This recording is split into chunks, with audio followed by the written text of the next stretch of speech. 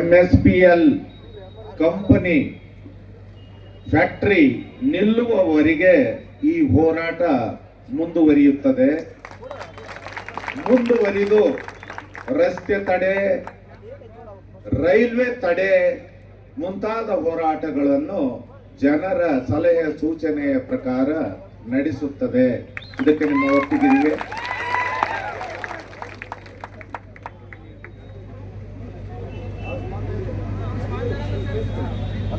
ಬಲ್ದೋಟ company ಅಷ್ಟೇ ಅಲ್ಲ, ಅದು ಎಲ್ಲರಿಗೂ ಗೊತ್ತಿರತಕ್ಕಂಥದ್ದು. ಆದರೂ ಸ್ಪಷ್ಟಪಡಿಸಲಿಕ್ಕೆ, ಬಲ್ದೋಟ ಕಂಪನಿಯ ಜೊತೆಗೆ ಯಾವುದೇ ಕಾರ್ಖಾನೆಯ ವಿಸ್ತರಣೆ ಆಗಕೂಡದು.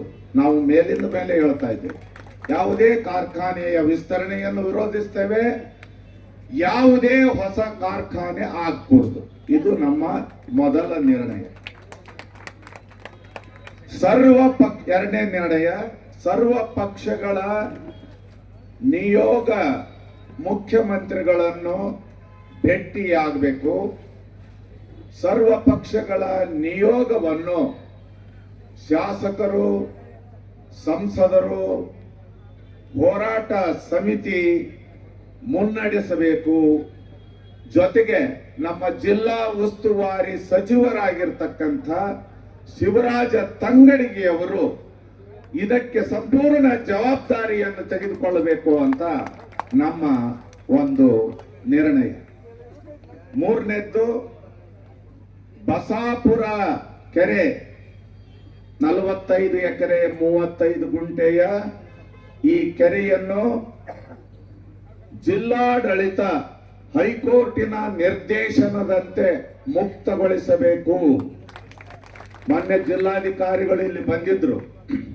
ಸರ್ಕಾರಕ್ಕೆ ತಿಳಿಸ್ತೀವಿ ಅಂದ್ರು. ಅವರು ಸರ್ಕಾರಕ್ಕೆ ತಿಳಿಸುವಂತಹ ಅಗತ್ಯ ಇಲ್ಲ, ಹೈಕೋರ್ಟಿನ ನಿರ್ದೇಶನ ಇದೆ, ನೀವು ಅಧಿಕಾರ ಚಲಾಯಿಸ್ರಿ ಅಂತ ಜಿಲ್ಲಾಧಿಕಾರಿಗಳಿಗೆ ಹೋರಾಟ ಸಮಿತಿ ಹೇಳಿದೆ.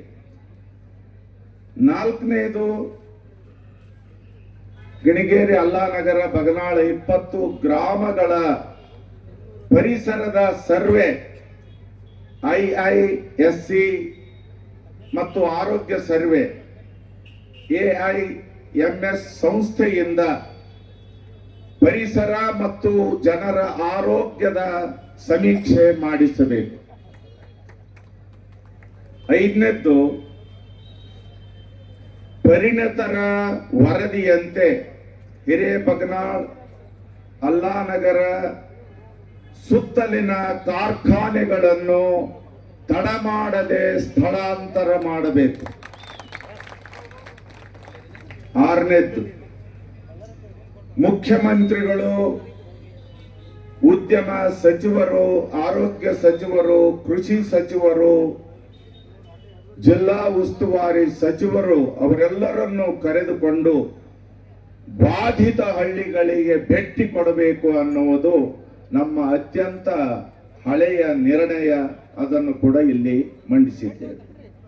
7ನೇದ್ದು, ಮುಂದಿನ ದಿನಗಳಲ್ಲಿ ತುಂಗಭದ್ರಾ ಅಚ್ಚುಕಟ್ಟು ಮತ್ತು ಆ ಜಿಲ್ಲೆಗಳ ಬಂದ್ಗೆ ಕರೆ ಕೊಡ್ತಕ್ಕಂಥ ಒಂದು ಸೂಚನೆಯನ್ನು ಕೂಡ ತಮ್ಮ ಎದುರಿಗೆ ಇಡ್ತಾ ಇದ್ದೇವೆ.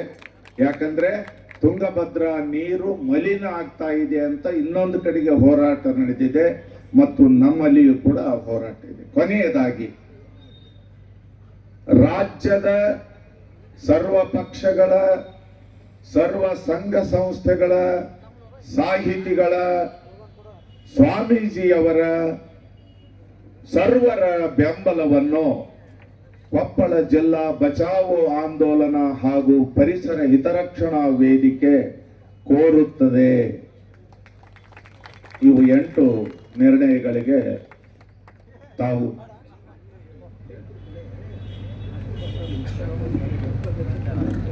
ಇನ್ನೊಂದು ನಮ್ಮ ಪರಿಸರದ ವೇದಿಕೆಯ ಶ್ರೀ AT ರಾಮಸ್ವಾಮಿ ಅವರು ಸೂಚಿಸಿದ್ದಾರೆ.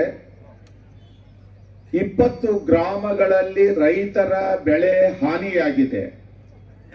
ಆ ಬೆಳೆಗೆ ಪರಿಹಾರವನ್ನು ಕೊಡಬೇಕು ಅನ್ನುವಂತಹ ವಿಚಾರವನ್ನು ಸರ್ವಾನುಮತದಿಂದ ತಾವು ಸ್ವೀಕರಿಸಬೇಕು ಅಂತ.